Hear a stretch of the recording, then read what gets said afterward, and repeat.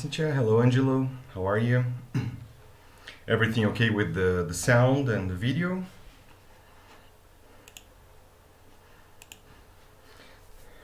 Right. Well, so you may hear some background noise because of a hair dryer, because my wife is drying her hair. So just never mind, it's gonna be over soon. Right. Hi, Caroline. Thank you for the feedback. Well, guys, to start, I haven't correct all your homeworks yet, okay? So if you haven't received any replies or anything on your emails, it's because I haven't corrected yours, but I'm still ongoing. And I have noticed some things, especially about the difference between the present perfect and the perfect continuous. So I decided to start with a very short thing about a material that I like by Cambridge.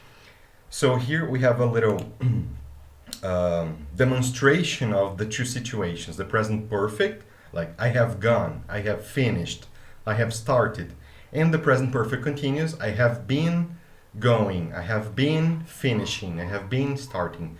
Okay, the main difference, because the material, specifically the 5.2, if I'm not mistaken, in our grammar points, the exercises, they try to push you using more the perfect or the perfect continuous, okay? And the context that the material gives you tries to induce some of them.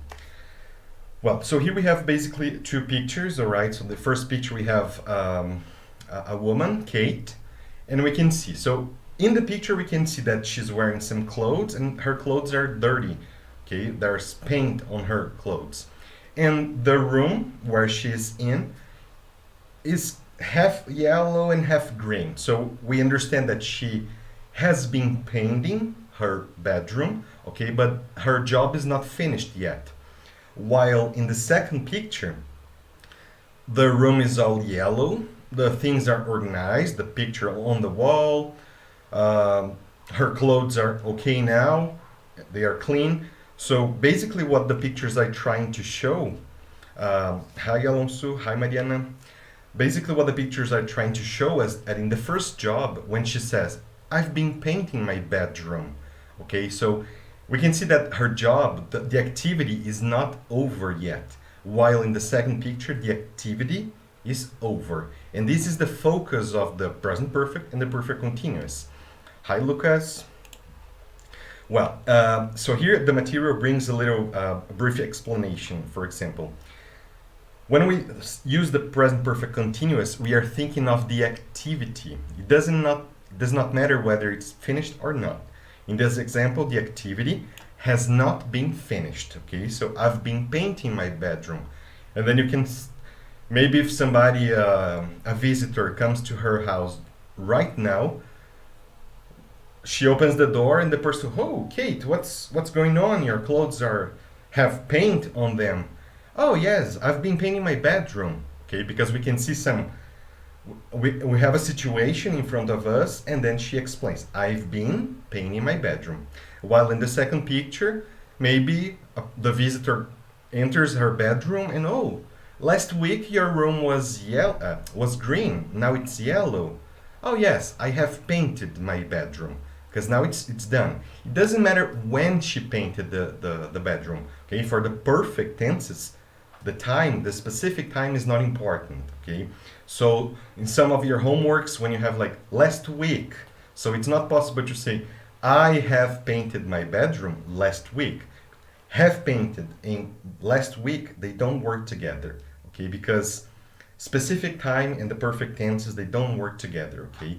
You would have to change, I painted my bedroom, only that. So, and in this case, here the important thing is that something has been finished. For the present perfect, simple. The important thing is that something has been finished. So her painted has completed, is a completed action. We are interested in the result of the activity, not the activity itself, okay?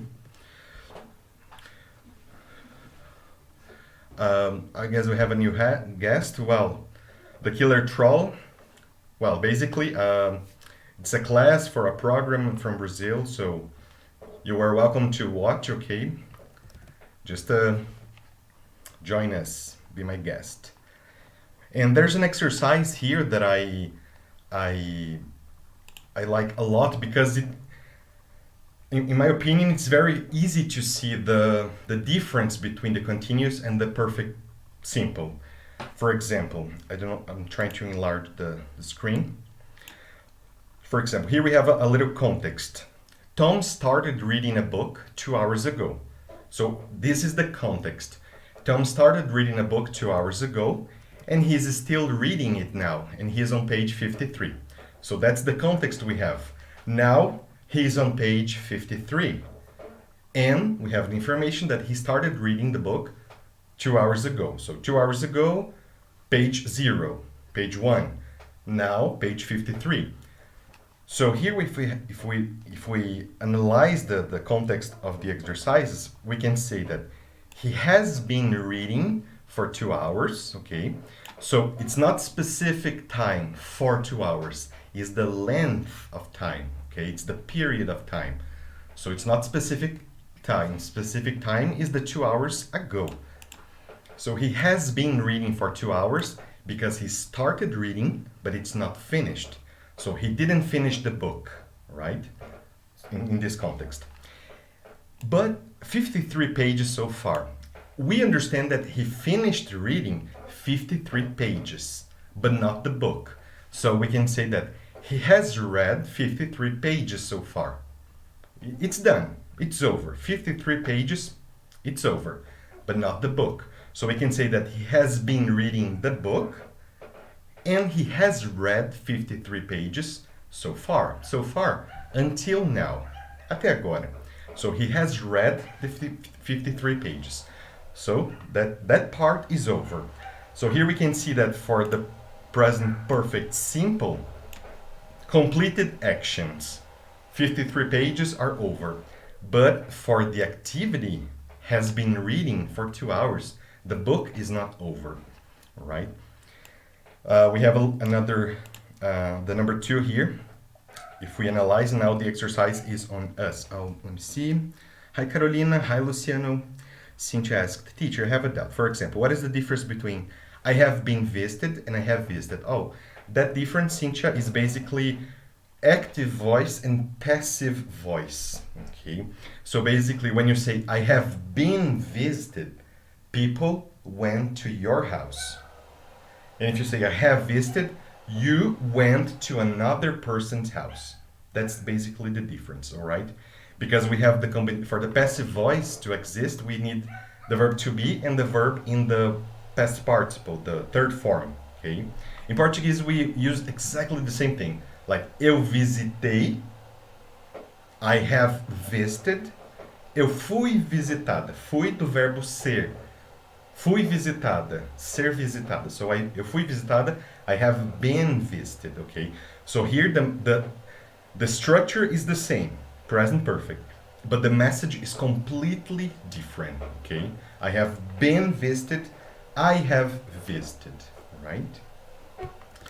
Well, for the exercise 2 here, basically, we have the context.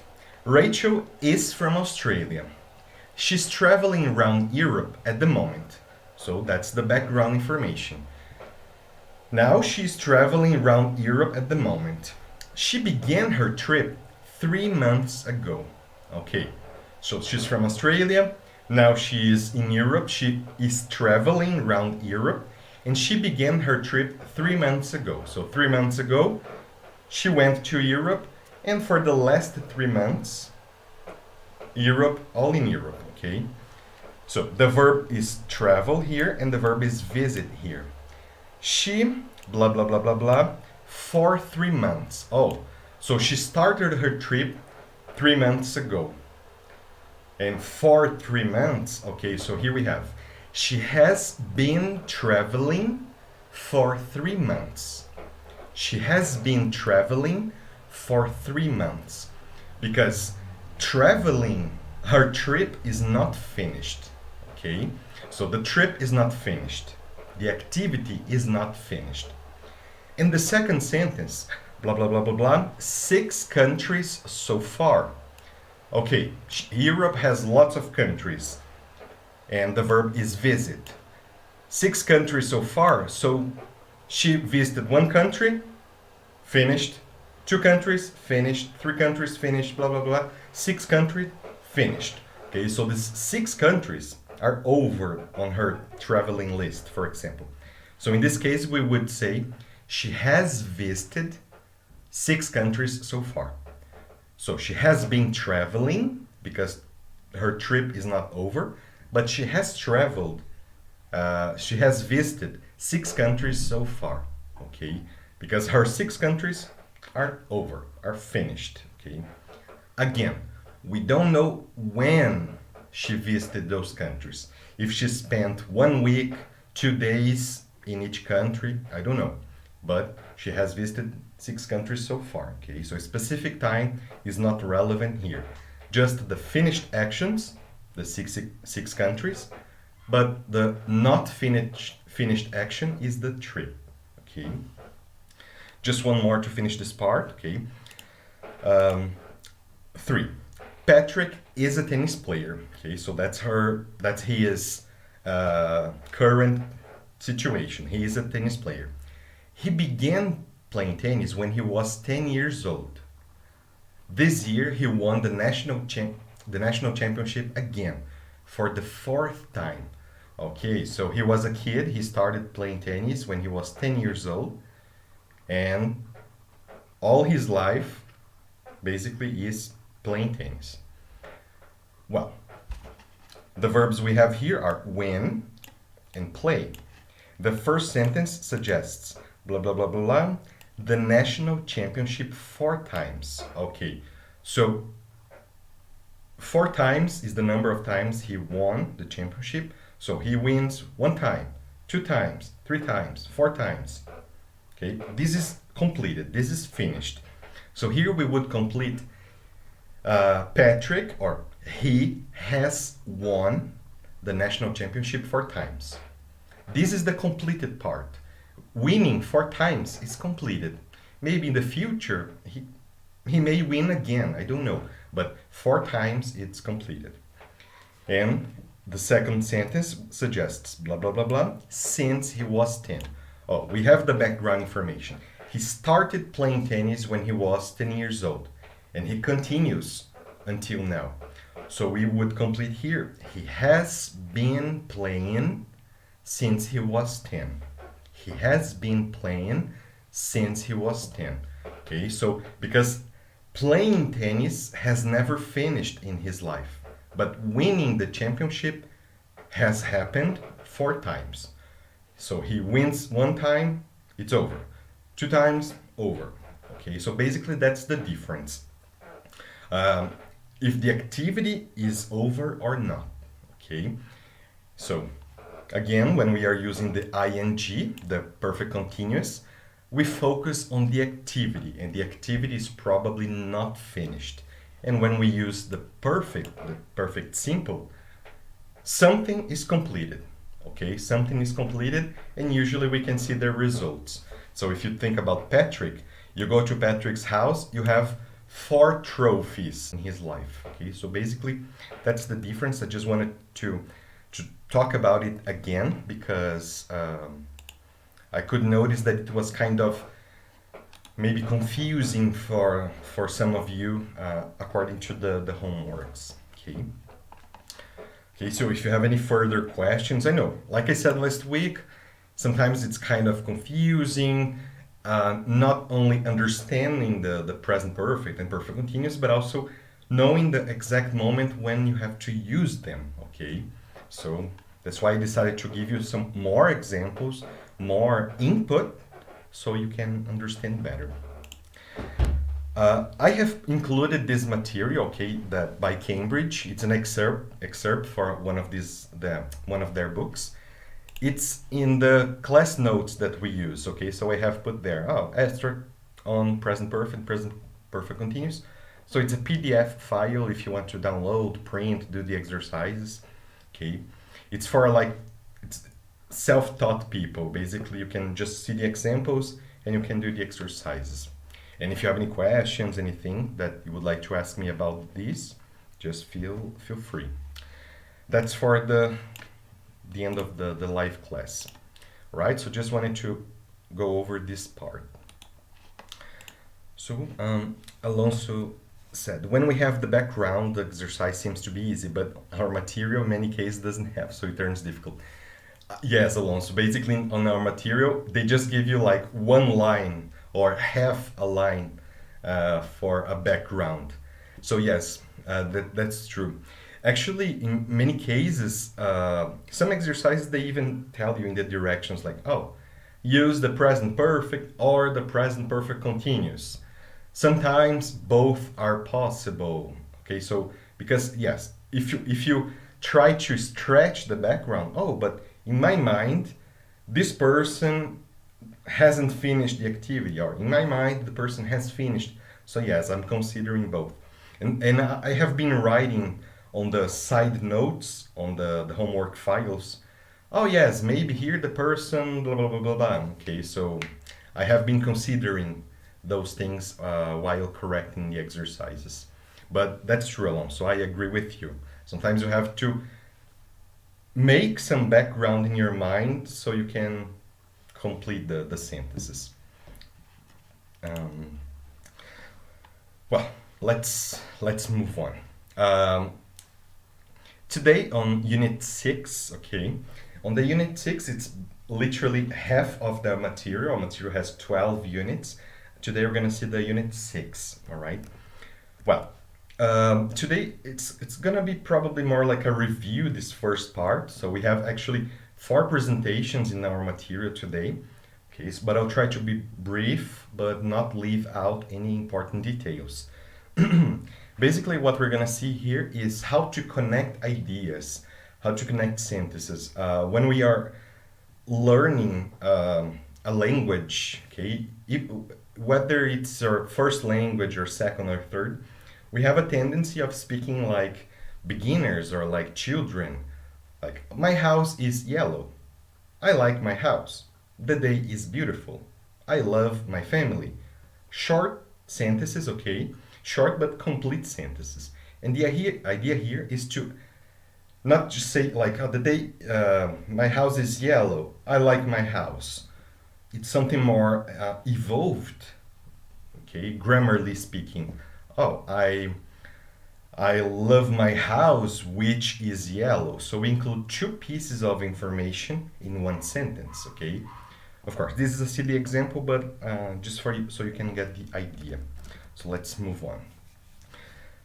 Just this word clause is going to show a lot in the presentation. So clause is equivalent to our oração, okay? Então, if you remember like Portuguese lessons when you were teenagers, oração subordinada, adjetiva, restritiva, so this kind of thing. So that oração is clause, okay?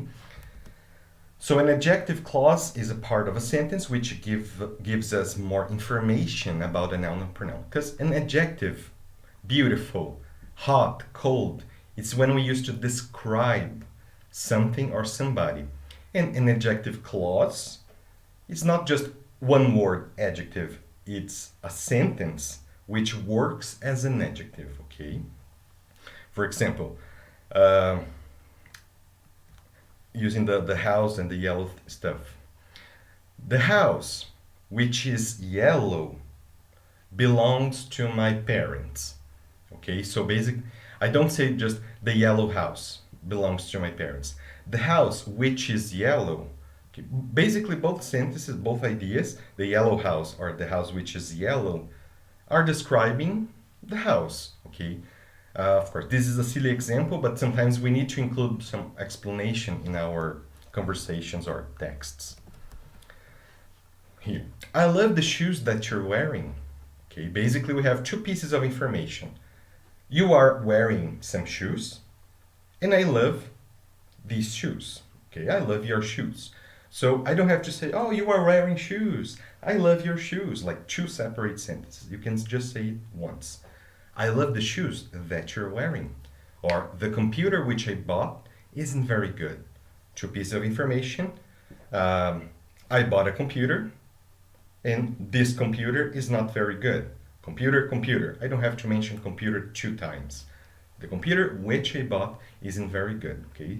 So probably it's very easy to understand. I am sure you have no problems understanding when you see a text or something with that structure, but you're gonna see more some how to use them. Well, fine. Basically, it's every time you think in Portuguese que, that's what we're gonna study today, okay? Ah, eu adorei os sapatos que você está usando, ou o computador que eu comprei é muito bom, não é muito bom. So that's more like the idea. Okay. So the adjective, fine. Okay, so some examples. So in this case we have, I love people who like to have a good time. I'll eat anything that contains cheese. Basically here we have these words in blue, who, that, they are the connectors, okay? They connect both ideas. And in this case, we are trying to give some precise information. For example, in the first case, I love people, but it's not any people. I don't love everybody. There's a specific type of people that I love. And I'm trying to explain the kind of people through this adjective clause. I love people who like to have a good time. Okay, so I'm trying to define, okay, to give some limit to the number of people that I like. I love people who like to have a good time. So I'm trying to specify. Or the second one, I don't eat anything. Like I don't eat any food in the world. I eat anything that contains cheese. Okay, so it's like I'm trying to limit the kind of food that I eat. So I'll eat anything that contains cheese. So I'm trying to define the people or the things that I eat. These are basically the words we're going to see today. Who, whom, whose, that, which, when, where. Okay, because they work as these connectors. They create these adjective clauses. They are called relative pronouns. Relative pronouns, pronomes relativos, because they create the relation of the first part of the information to the second. So it's like a relation with the relative pronouns. Basically, the most common and the most used are who, which, and that. Okay, especially that. We have a tendency of using that when we want to use this que to connect information. The man that is playing the piano is my friend. Look, the man that is playing the piano is my friend. We have two parts of information. A man is playing the piano. The man is my friend. So the man. The man that is playing the piano is my friend. So I connect them. The store which sells that kind of furniture is IKEA. The teacher who teaches that class is Mark. I love the restaurant that is beside the school. So it's not every restaurant that I love. I love the restaurant, a specific one, the restaurant that's beside the school. Okay. So that's something like that. We are trying to define the information. Sometimes we may see not only who, which, or that, but we may also see whom, okay? Whom. It's very unusual to see this word because this is very formal. And nowadays, over time, even the native speakers are abandoning whom, okay? Although in formal language like contracts, law stuff, they still use it. Here we have. Do you know the guy that I'm talking about? Do you know the guy that I'm talking about? Okay, so basically I'm talking about a guy. Do you know this guy? So the country which you visited last year is Thailand, isn't it? Okay, so you visited a country. The country is Thailand, isn't it? Joining the two pieces of information. The beast that you saw was Bigfoot, right? You saw a beast. The beast was Bigfoot, right? So this is what the job of these things. And the second one, the last one, I really didn't like the person whom we met last night.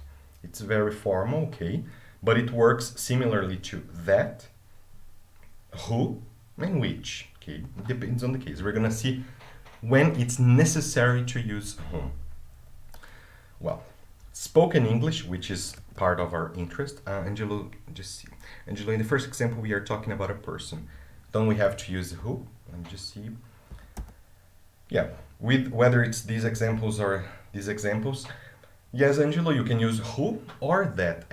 That is responsible for substituting, replacing who and which. Okay, so we could say, do you know the guy who I'm talking about? Or the beast which you saw was Bigfoot. Actually, that is more common because it replaces both words. Okay. In Portuguese, we have it's very, very close to que, because in Portuguese we don't say like você conhece o cara o qual eu estou falando a respeito. We don't say this o qual, a qual. We usually say que. So that's more like the logic when we compare who, which with that. Okay, that is more used because it replaces both. But you're right. We can use who for people. Yes, that's true. Well, in spoken English, sometimes they don't use relative pronouns. Okay, they don't use relative pronouns because sometimes it's possible, especially if you're talking about the object of a sentence. Just a little reminder. English is formed, the basic structure is formed in English by three things. Subject, the person that causes the action, the verb, the action itself, and the object, the person who receives the action. Just the cliche example, I love you, I love you. I love, and you receive the love. I love you. So we can use this who, which, that, whom to talk about this person, the subject, or this person, the object, okay? And in this case, the material said that in spoken English, it's very common to omit who, which, that when we are talking about this person, the object, okay? For example, the coffee you bought was absolutely delicious. Okay, so if you see this in a text or something, probably you wouldn't consider, you wouldn't think about it. But here the material, what is the subject? You bought coffee. You bought coffee. So I'm talking about the coffee now. The coffee you bought was absolutely delicious. Or the neighbor I like called me yesterday. I like the neighbor. I, subject, like, verb, the neighbor, object. I like the neighbor, so the neighbor I like called me yesterday. Okay, so when we are talking about the subject, the object, it's possible to omit, okay? We as Brazilians, and with my experience teaching Brazilians, I noticed that Brazilians never omit, okay? It's not a rule, but because of Portuguese, it's not possible to omit que from the sentences. So we have a tendency as Brazilians of not omitting the sentence, the connector, okay? Because in our intrinsic language, we feel like, oh, I need a que in the sentence. So Brazilians have a tendency of keeping that. The coffee that you bought, the neighbor that I like, and it's okay. It's correct. Okay, there's nothing wrong about that. Another detail that I like to point out is basically just looking at the sentence without remembering about subject, verb, object, these things. For example, in this example we have, why is it possible to omit? Because if you think about what's after the connector, like you bought, bought is the verb, and bought is together with you. So you bought, you conjugates bought. So it's okay. The verb bought doesn't depend on the connector. Now, going back a few slides, if you think about these examples, the man that is playing the piano is my friend. Here it's the subject. The man is playing the piano. So the man, I'm talking about the man. It's not possible to omit, because if I omit that, the verb is depends on that, okay? So is being conjugated by that. So if I remove it, it would be a lot of information. The man is playing the piano is my friend. So this is not possible because the verb depends on the connector. And in those cases, the verb depends on the subject. Like depends on I. So it's possible to omit because the verb will not be alone. Okay, basically.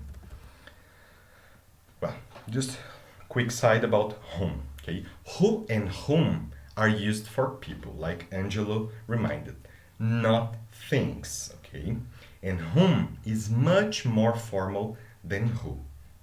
Okay, so we have to use who and whom, if that's your choice, for people, which for things. Okay, example. Teachers are people whom I really respect. Teachers are people whom I really respect. Very formal. Teachers are people who I really respect. Less formal, more casual, more spoken English. Both sentences have the same message, but different formality. Okay, so it depends. It depends on the context. Okay, if you're writing a very serious document or something, or if you're talking to friends, family on the street, this will decide. Okay. That, okay, moving on, that can be used for both people and things. So like I said before, that can substitute who, whom, and which. And we have a second line, which is used only for things. Okay, so only for things. Oh, I guess my picture is in front of the text. Sorry, but I'm trying to read everything. Examples. The library that we visited was quite beautiful. So the library that we visited was quite beautiful. Library, not a person. I can say the library which, the library that we visited. Okay, it's possible. In these cases, I can omit if I want. The library we visited was quite beautiful because the verb visited is together with we. So we visited. The verb is not alone. So I can say the library we visited was quite beautiful. Okay. The library that, the library which, the officer is a person, the officer that spoke to us, or the officer who spoke to us, blah, blah, blah. In the last example, for example, it's not possible to omit because the verb spoke depends on the connector. If I remove it, the sentence doesn't happen the same way. So in the first and second examples, I can omit because the verb visited works with we. But in the third example, spoke works with that. So I cannot omit, okay, just to see the difference. So that's the 6.1. That's the part 6.1. Just a little review and introduction on who, which, that, and whom. Okay.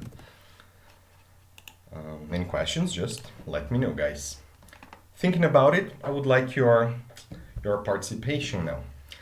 I'm going to show here 2 pictures of objects, and I know those objects, but I don't remember what we use them for. So I would like you to write, for example, the first picture.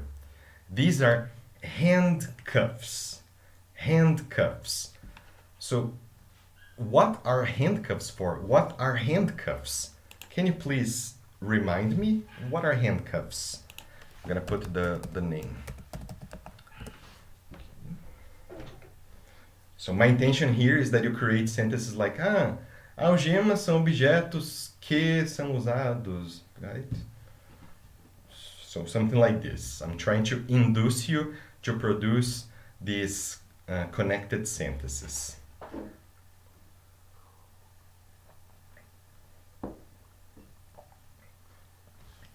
Então, esses são objetos que são usados por policiais, objetos que... So something like this. So just use your imagination.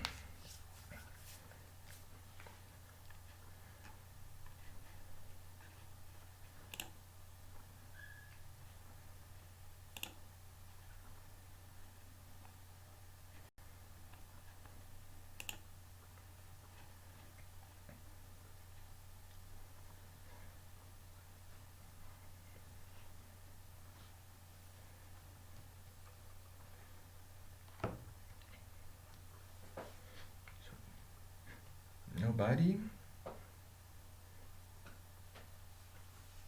No ideas?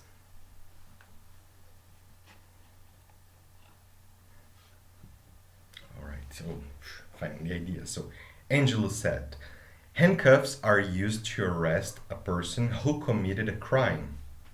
That's right. A person who committed a crime. Alonso said, handcuffs are used to put someone under control. That's right. Cynthia said, handcuffs are used to arrest someone. Right. Gendra said, handcuffs are objects that trap people. Yes, so people are trapped and they can't escape. That's true. Okay, very good. Okay, so these are the handcuffs. Mateo said, handcuffs are objects that can be very resistant. That's true. Okay, so people, they can't escape this trap. Okay, very good. So I can see that you are using, for example, Angelo used a person who committed a crime. That's right. Or, for example, Mateus used objects that can be very resistant. That's right, because objects that. Luciano said handcuffs are police tools which are used to arrest people. Very good. That's right.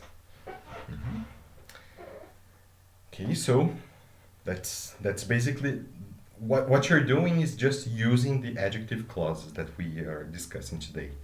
Mariana said handcuffs are objects that police used to arrest thugs. That's right. Very good, guys. Now, second picture.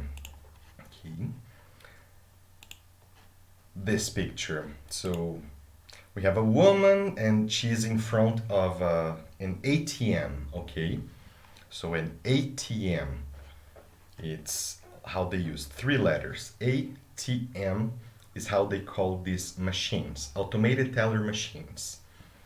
So what is an ATM? What's that?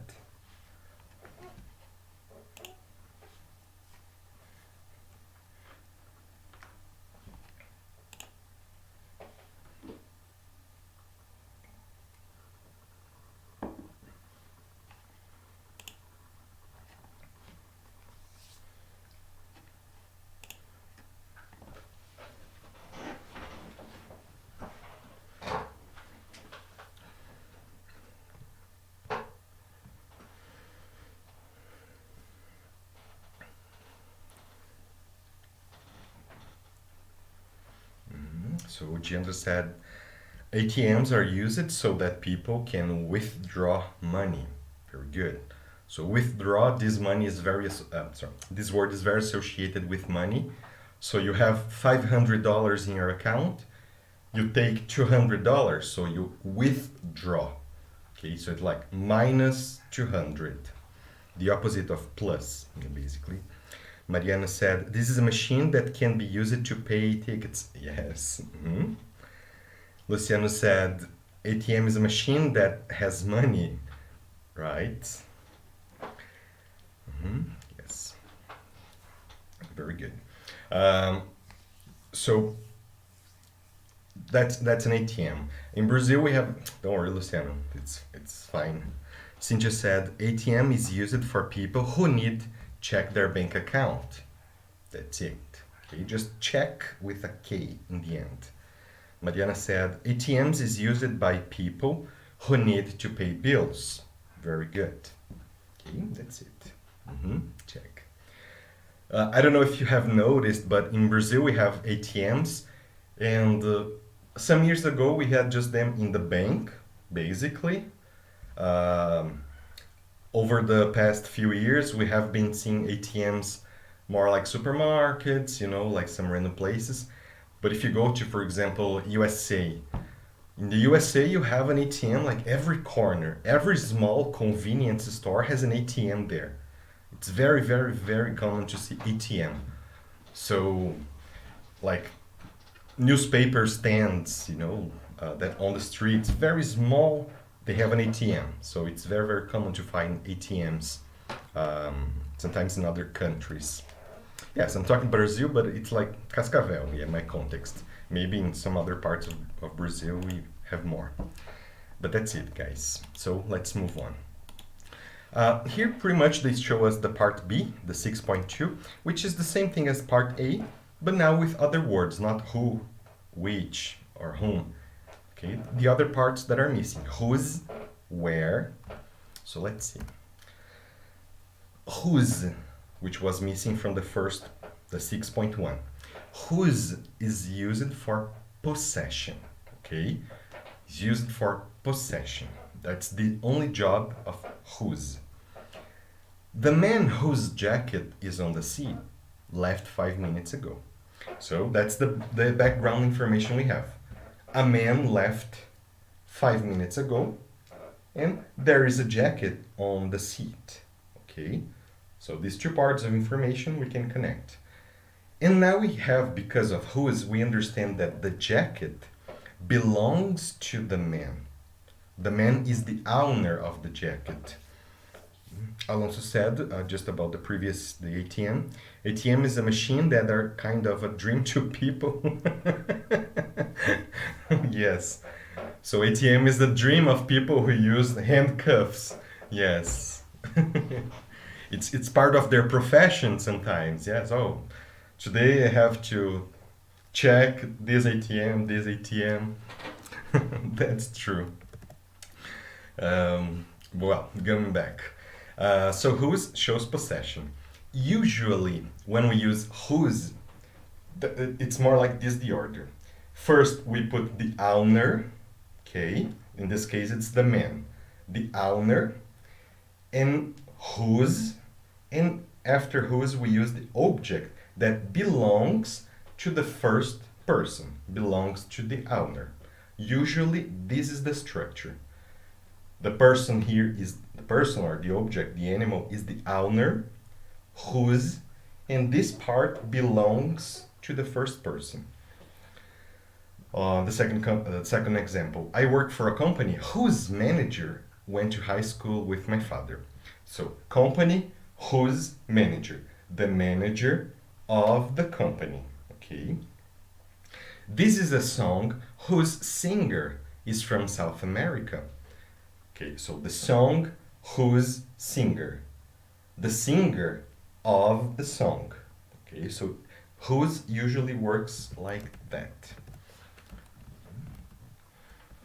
And then we can use where for places, as always, when for time, as always, okay? But we can put them in the middle of the sentence, just like a que, onde, quando, so that's the idea.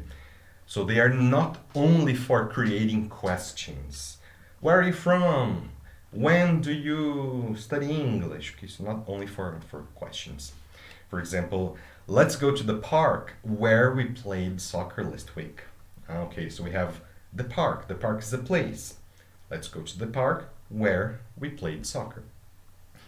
Or the building where we study English has 4 floors. Okay, the building is a place. The building where we study English has 4 floors. Okay. And for when, we use for time. Saturday is the day when we should meet. Okay, day is time, so the day when we should meet.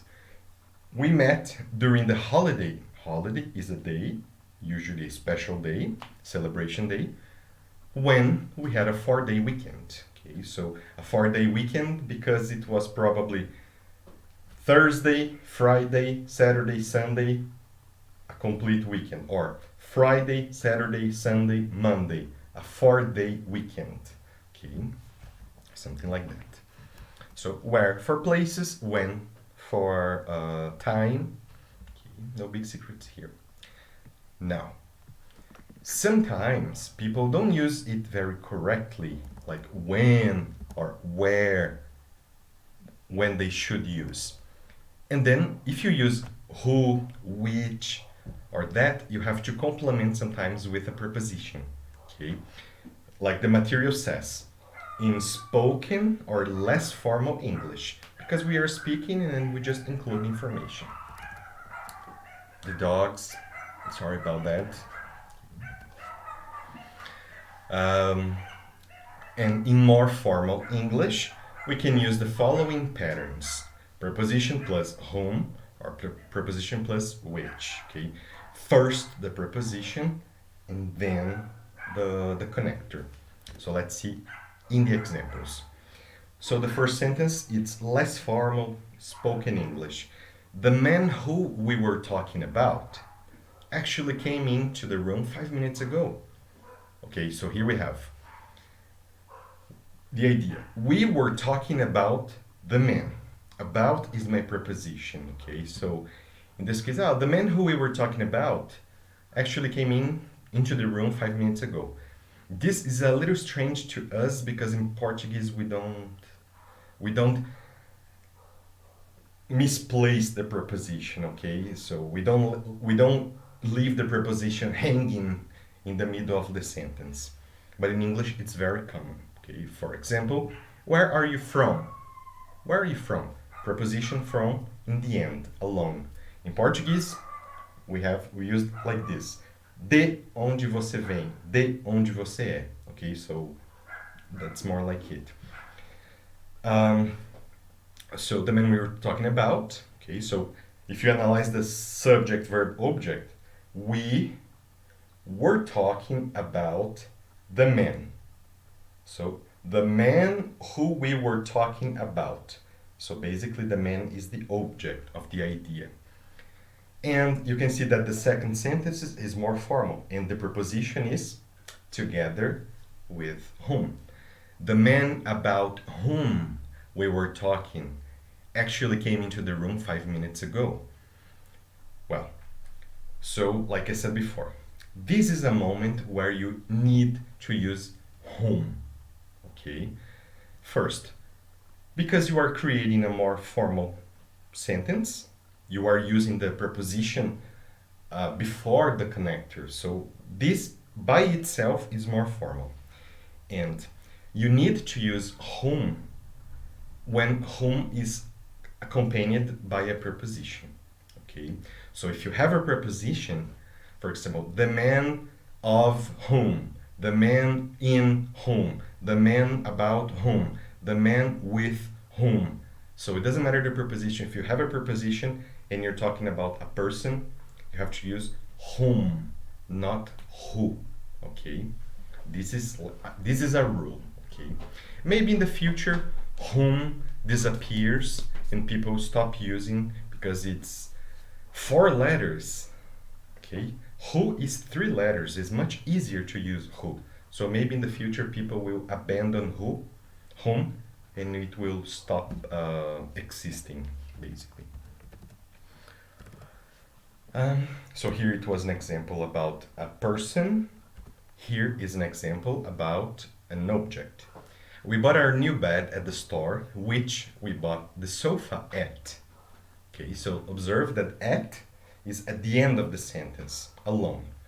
We bought our new bed at the store, which we bought the sofa at.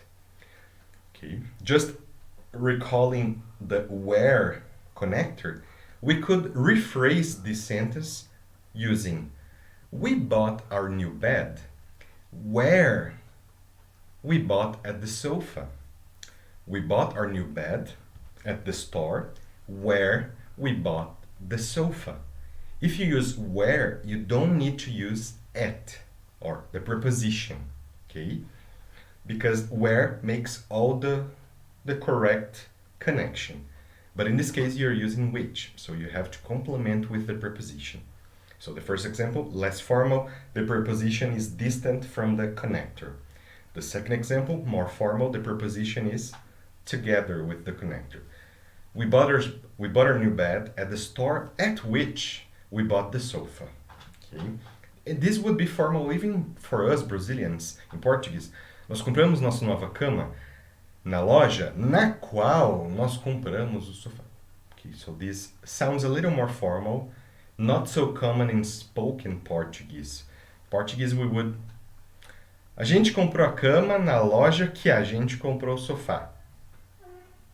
Basically, this is how we would say in everyday Portuguese. Something like this. Okay. So this was the part 2. Thinking about it now that the material introduced when, where, one more picture, okay? And with a similar activities as before. This. We have place. It's a Starbucks coffee. But what is a Starbucks coffee? What is this? Can you tell me, guys, please?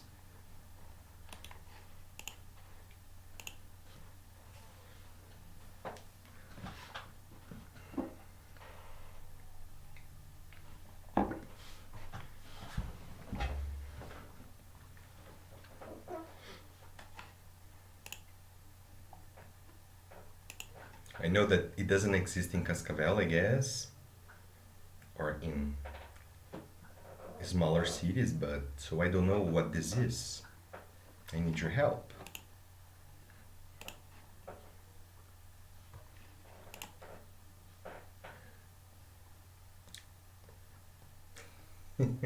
Alright, so Angelo said, Starbucks is a place where you can get some expensive coffee. That's true. Sometimes just buying a little pack of coffee, which is very hard. You can build a house with those vacuum coffees that we see in the supermarket. Yes, because it's very solid. It's much cheaper than buying a Starbucks coffee. Luciano said, it's a place where people can have different kinds of coffee. That's true. Okay, you have a whole menu with different types of coffee. You can go there and try different kinds. Mateus said, Starbucks is a place where I'd like to go every day. Okay, right. Do you like Starbucks coffee, Mateus? Have you ever had a Starbucks coffee?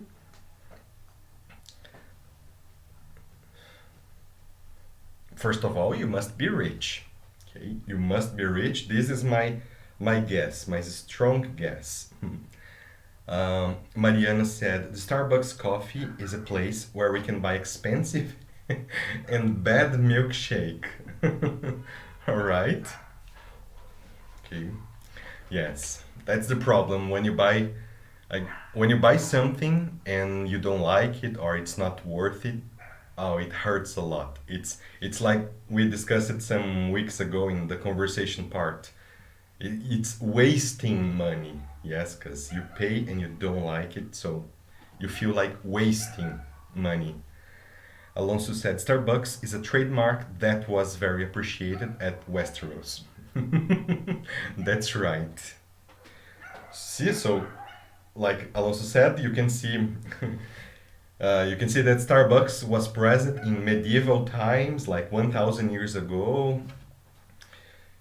It was an important factor in the Game of Thrones. Yes. Very good. That's it, guys. So, very good.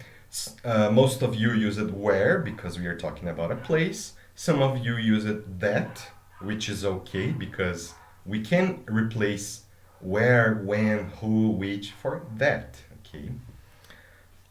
Mateus, once at the airport. Oh, ouch! At the airport. Airports, by rule, by itself, airports are usually more expensive than other places. And you had a Starbucks at an airport. Okay, also I see now. Because of this Starbucks at the airport, this is the reason why you are not rich anymore. Just kidding, guys, but that's it. So let's move on. I'm sorry about my neighbor's dogs. Okay. But I can see they are barking in English, so I think it's okay. Well, now the 6.3, this part. Guarulhos Airport has, yes, Mariana, there's, because São Paulo, yeah, it's a bigger place. I suppose there is. The 6.3 basically connects everything we have seen so far in the defining and the non-defining clauses. So if you remember the beginning of the class, I used on purpose this specific word. Oh, who, where, which is defining. It's like limiting the people who, no, I love people who like to have fun because I'm defining the kind of people. But sometimes these connections that we make in the sentences, they are not defining. They are just an extra comment, okay? Just extra comment.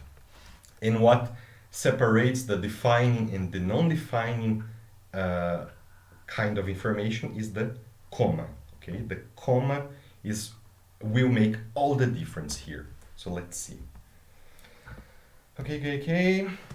Here. Example. The man who sat down was Mike. Here, observe.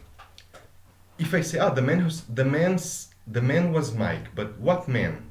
We have 5 men there. Oh, the man who sat down.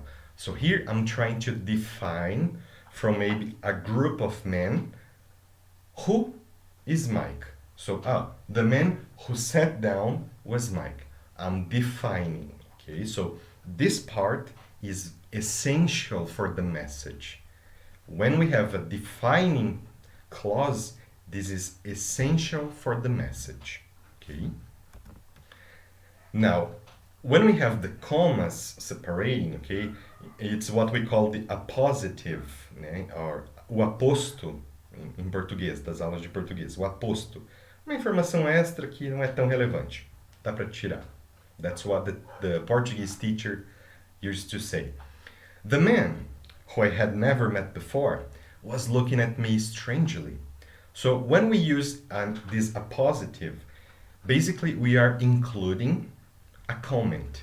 And this comment is not an essential part of the context. Okay? It's possible to omit and the context survives, basically. So basically here the important message is, the man was looking at me strangely. This is the main information. The man was looking at me strangely.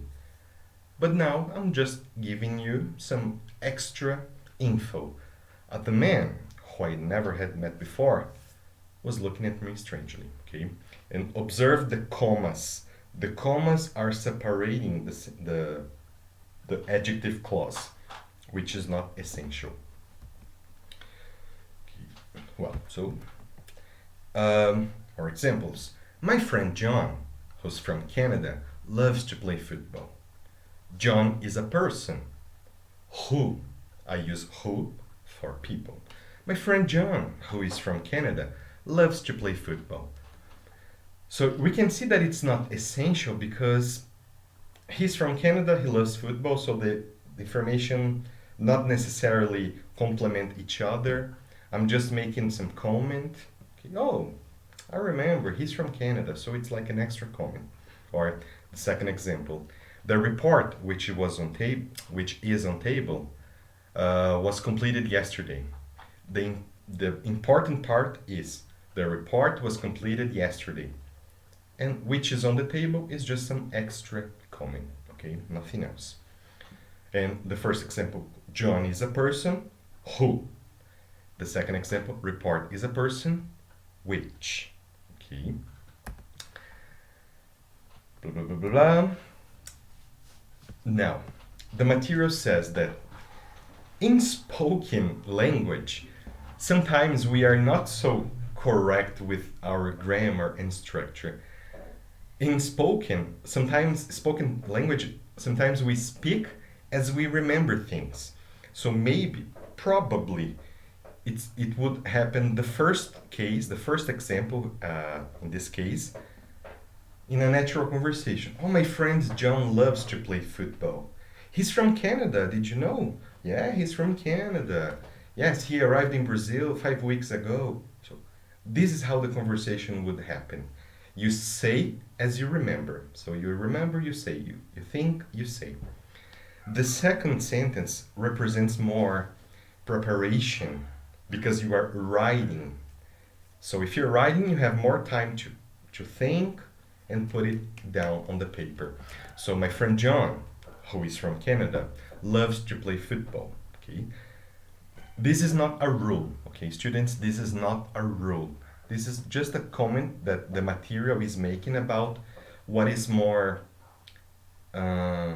noticed about people speaking English and people writing English.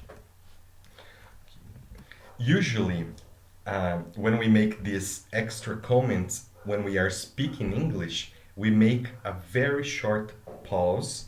We don't notice, we don't realize. It's an unconscious pause, okay? But people understand. Socially, we understand. We do this in Portuguese as well. This is how it would happen. The computer, which I bought yesterday, cost me over $2,000. So we include a micro pause, okay? It's like a millisecond of a pause, but we use it. The computer, which I bought yesterday, cost me $2,000. Sometimes we change the intonation. The computer, which I bought yesterday, cost me $2,000, so we put the less important part in a lower volume of the voice, a not so important intonation. So I don't know if you have already paid attention to that when you're talking in Brazil, Portuguese, but we do that. Sorry. David, who's sitting over there, works as a technician. Okay. David, who's sitting over there, works as a technician. So we have a mini pause, which is our verbal commas, basically. Okay. But it's not like your Portuguese teacher said when you were children in school or high school. Oh, use the comma when you want to breathe, like the computer, which I bought yesterday. So the commas are not used to give you some time to breathe in a language, okay? The commas, they have a job, they have a purpose, okay? Your teacher was just trying to be friendly with you at that time. But now you are adults, so no mercy anymore.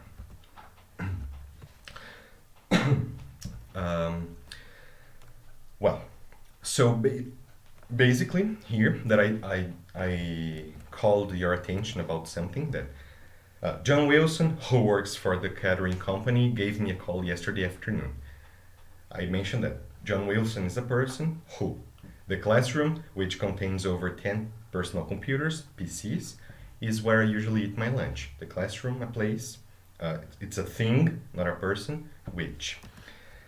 Okay, but the thing is, when we can use the who, which, or where, and what we discussed before about the preposition, all these details are accumulating now, okay?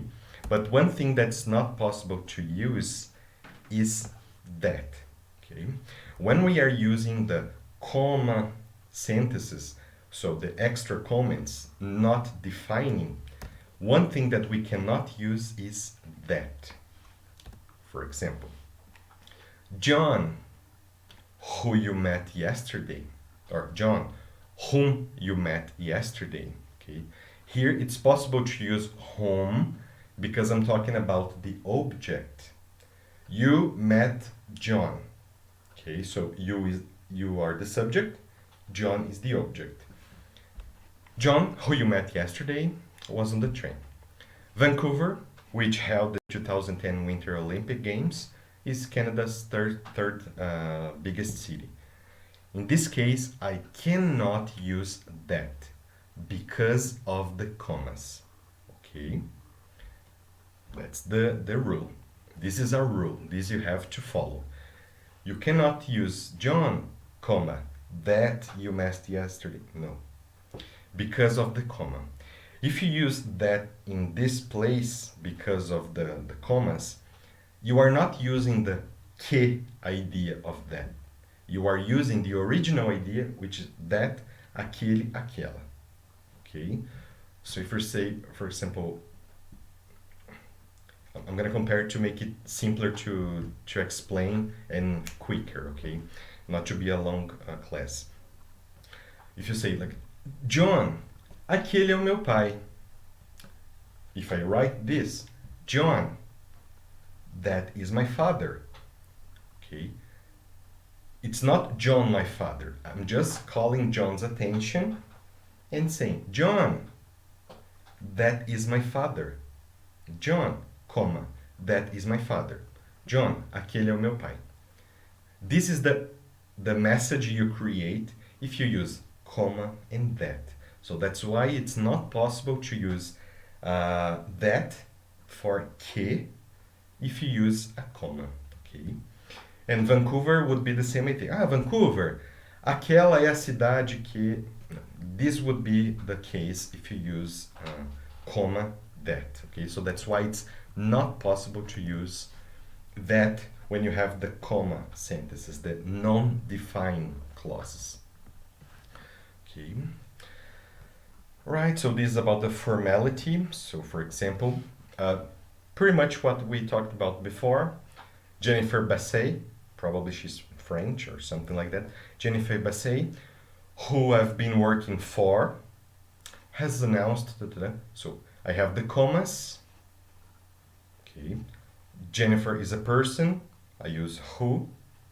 And I have been working for Jennifer. I have been working for Jennifer. So for is an important word for the context. So I have to use for. If I use the informal way, I can use who and for separated. In the second example, it's formal. I need to use for, the preposition, but because I'm using for, I need to use whom. Like I said before, if you have the preposition and you are talking about a person, you have to use whom. Okay, that's the rule. Okay, but I cannot use that here. Okay, so I cannot use that because Jennifer, that is, this would be a wrong message. In this case, what's about a person? In this case, it's not a person, so which. The topic of religion, which I personally don't mind talking about, has always been a sensitive subject. Okay, so which and about. About, because you talk about religion. So about is important here in this preposition. If I make it more formal, the topic of religion, about which I personally don't mind talking, has always been a sensitive subject. Okay, so the second example is more formal. The first example is less formal. That's the only difference, okay?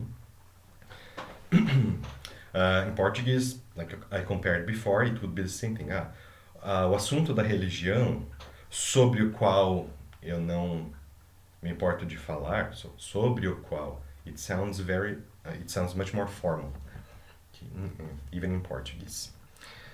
Finally, here they say, in a non-defining adjective clause, we can use which to modify an entire preceding idea.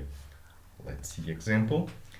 It was raining all day on our wedding, comma, which really made my wife sad. Observe that all the previous examples in the material was blah blah blah, comma, da da da, comma, and the rest of the sentence.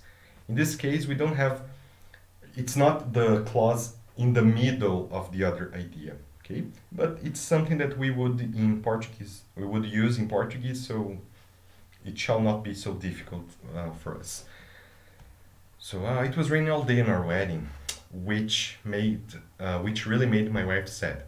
What made my wife sad? The fact, the situation that it was raining all day on our wedding.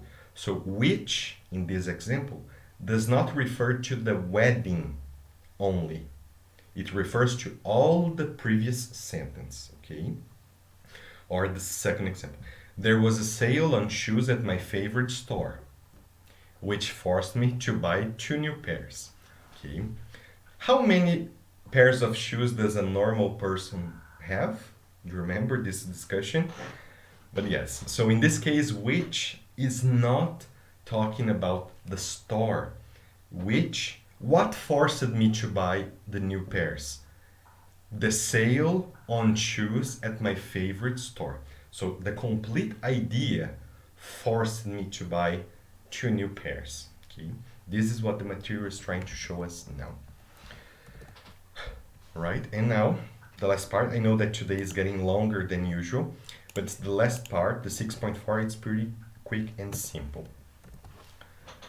Well, today we are talking about clauses, so complete sentences that can work as an adjective for a person or a place or a thing.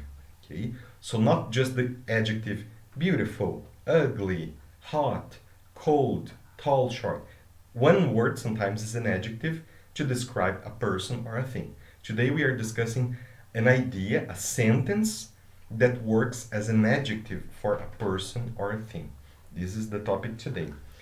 And now, not only the clauses, but sometimes you can create some adjectives, okay? And usually we can use verbs to create these adjectives. So sometimes you can create adjectives from verbs. You can use the ing to make that. So remember that the ing in English is not just for the gerund, not just for the continuous ando, endo, indo. For example, the firefighters sprayed water on the burning building. The burning building, okay? Because the building was burning. The building was in flames, right? The burning building. Or the student was sitting at the back of the room checking her email, as an adverb, okay? Because the student was sitting at the back of the room checking her email. This is what she was doing. Or exercise is very tiring. The exercise is tiring, ok? Então, não é o exercício está muito cansando. O exercício é muito cansativo. Okay, so it's an adjective. It's a characteristic of the exercise. So we can use the ing, or sometimes we can use the third form of the verbs. The broken monitor was thrown in the garbage. I think this is kind of more instinctive to us, okay? Because break, broke, broken. So we are using the third form of the verbs. The broken monitor, or quebrar, quebrou, quebrado, o monitor quebrado. So in Portuguese we also use the third form of the verbs to create adjectives. Or she's very interested in the film, okay? So she's very interested in the film. Or the damaged car didn't look very good anymore. Okay, so basically, in these examples, we are using the verb break, the verb interest, and the verb damage in the third forms as adjectives. Okay, so that's it. Basically, that's it what the material wants to show us. And why is the material showing us this, the creation of adjectives? Because sometimes everything that we discussed today can be summarized in an adjective. For example, she is the student sitting beside the teacher. The complete message would be, she is the student who is sitting beside the teacher. Who is sitting? So who, the connector that we are discussing today. But I don't need to write everything or say everything. Em português we say the same thing. Em português eu posso falar, ela é a aluna sentada ao lado do professor, ou ela é a aluna que está sentada ao lado do professor. Same thing, okay? The same thing. Or the second example, coffee made in Brazil is much stronger than the coffee here. Probably it's a person at Starbucks saying this sentence. I don't know. Coffee made in Brazil is much stronger than the coffee here. Or the coffee that is made in Brazil, or the coffee which is made in Brazil, blah, blah, blah, blah, blah. Okay? Same thing we could make in Portuguese.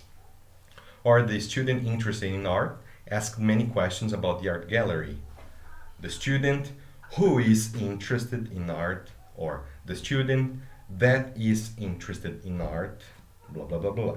Okay, so that's why the material is showing us adjectives, okay, because we can use sometimes one adjective to summarize an adjective clause, a complete clause, right? So basically that. And just working a little bit on this part, now the words that I saw, that I showed before here on our file, focusing on the adjective parts, the creating adjectives, I put here an example, okay, just of what I would like you to do now. So, for example, the verb annoy, to annoy. I can create adjectives from that. So, for example, my annoying friend is coming over. It's coming to my house, you know. So, my annoying friend is coming to my house. I created an adjective from a verb. Or, I'm very annoyed by this bill I have to pay. Okay, I'm very annoyed by this bill I have to pay. Now, let me give you another verb and I would like you to use your imagination for a sentence. The verb to surprise. To surprise. What adjectives can we create? What ideas can we create from the word surprise? Okay, so give me some of your ideas. So you can use surprising or surprised with ed. Okay, so in what context can we create about it?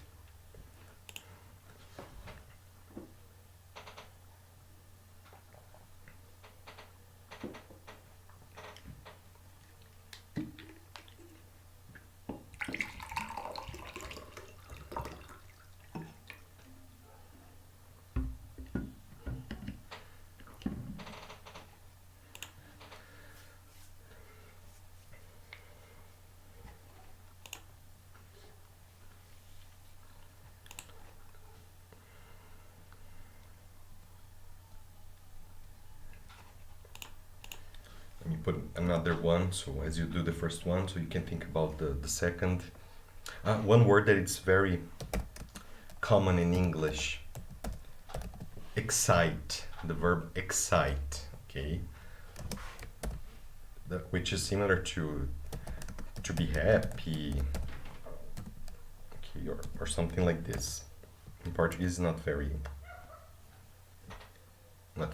much used. Let's see. Angelo said, my test score was surprising. Right. Mateus said, my family surprised me with a secret party. Yes. So, Luciano said, I'm surprising with this virus situation around the world. Yes. Just you could say, Luciano, I'm surprised. I'm surprised with the situation.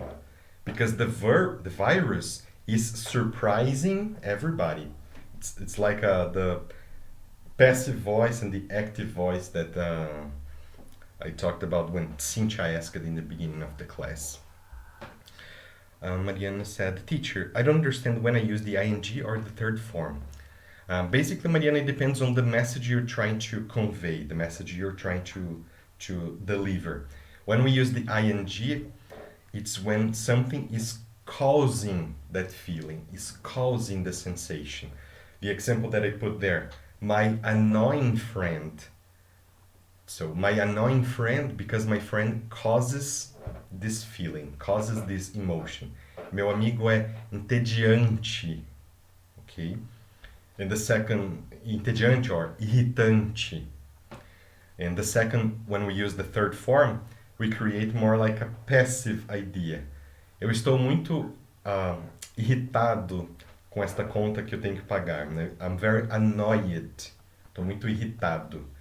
Surprising, surpreendente. Surprised, surpreendido, surpreso.